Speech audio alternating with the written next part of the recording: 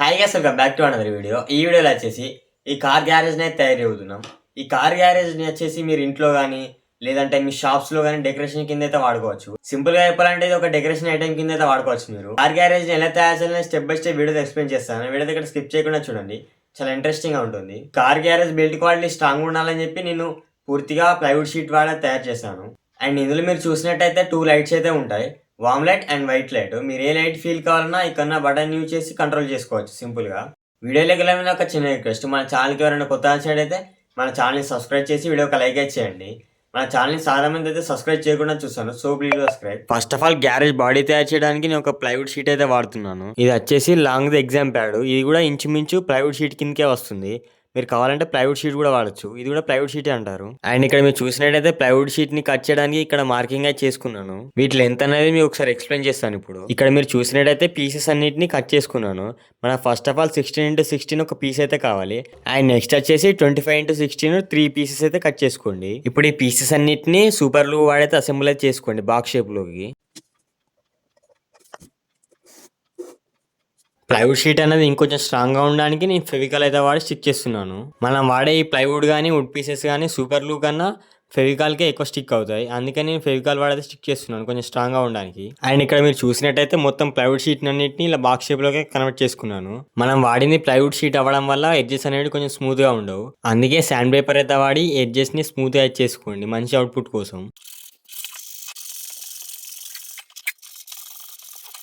వాటి ఎడ్జెస్ అనేవి స్మూత్గా అయిపోయిన తర్వాత ఇలా 2 ప్లైవుడ్ షీట్స్ అయితే తీసుకోండి. ఇప్పుడు మనం తీసుకున్న ఈ 2 ప్లైవుడ్ షీట్స్ ని ఇలా కార్నర్ లో స్టిక్ చేసుకోండి ఎడ్జెస్ కి. వీటిని ఆ ప్లేస్ లో స్టిక్ చేయడం వల్ల మనం వాడే లైట్స్ అనేవి బయటకి అయితే అవుపియవు. వీటి వల్ల అడ్వాంటేజ్ వచ్చేసి ఇదే. అండ్ ఇందాక మనం మొత్తం గ్యారేజ్ బాడీని అయితే స్మూత్ గా చేసాం శాండ్ పేపర్ వాడి.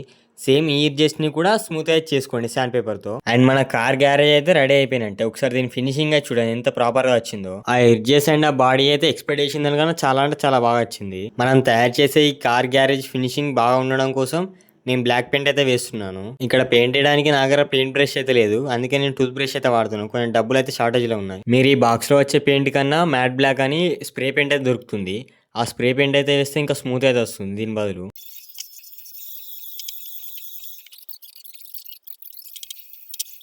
అండ్ ఒకసారి ఇక్కడ మీరైతే కార్ గ్యారేజ్ అయితే చూడొచ్చు ఎంత ప్రాపర్ అవుట్పుట్తోనే వచ్చిందో.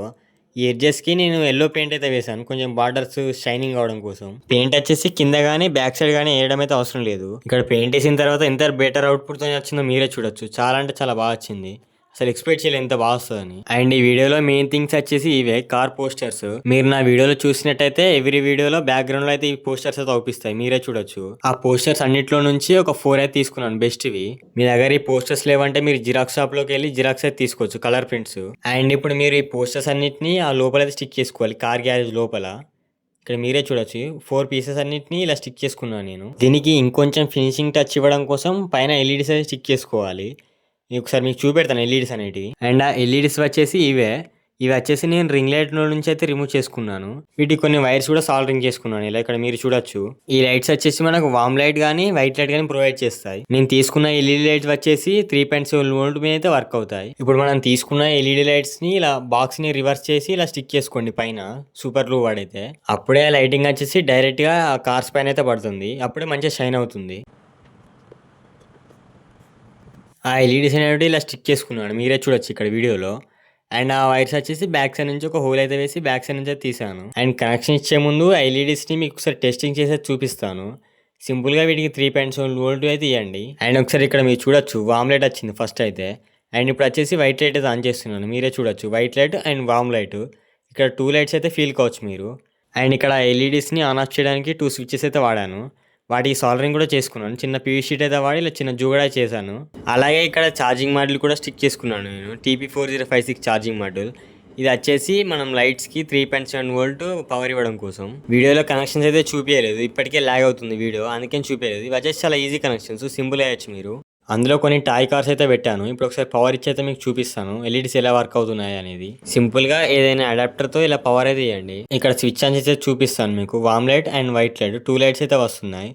ఇక్కడ ఈ బటన్ యూజ్ చేసి మీరు సింపుల్ గా వామ్ లైట్ నుంచి వైట్ లైట్ కి, వైట్ లైట్ నుంచి వామ్ లైట్ కి కంట్రోల్ చేసుకోవచ్చు. అండ్ ఒకసారి మీరు ఇక్కడ చూడొచ్చు ఎల్ఈడీస్ అనేది ఎంత బ్రైట్ గా ఎంత గ్లో అవుతున్నాయో. ఇప్పుడు ఒకసారి లైట్లన్నిటిని ఆఫ్ చేసేది చూపిస్తాను. ఇక్కడ మీరే చూడొచ్చు వామ్లెట్ ఆన్ చేసిన తర్వాత ఎంత బ్రైట్గా అయితే వస్తుందో. ఈ కార్ గ్యారేజ్ని తయారు చేయడానికి మెయిన్ రీజన్ వచ్చేసి ఇలా బ్యాక్గ్రౌండ్లో యూజ్ చేసుకోవడానికి. నా వీడియోలో బ్యాక్గ్రౌండ్ కొంచెం బోరింగ్గా ఉందని చెప్పి నీ గ్యారేజ్ని అయితే తయారు చేశాను. మీరు షాప్స్లో కానీ లేదంటే మీ ఇంటికాడ డెకరేషన్ ఐటెం కింద అయితే వాడుకోవచ్చు. నేను ఫస్ట్లోనే చెప్పాను డెకరేషన్ ఐటెం కింద అయితే వాడుకోవచ్చు అని దీన్ని. అండ్ ఈ వీడియో నచ్చితే లైక్ చేసి మన ఛానల్ని మాత్రం సబ్స్క్రైబ్ చేయడం మాత్రం మర్చిపోకండి. ఫైనల్లో ఈ వీడియోగా లైక్ చేయండి.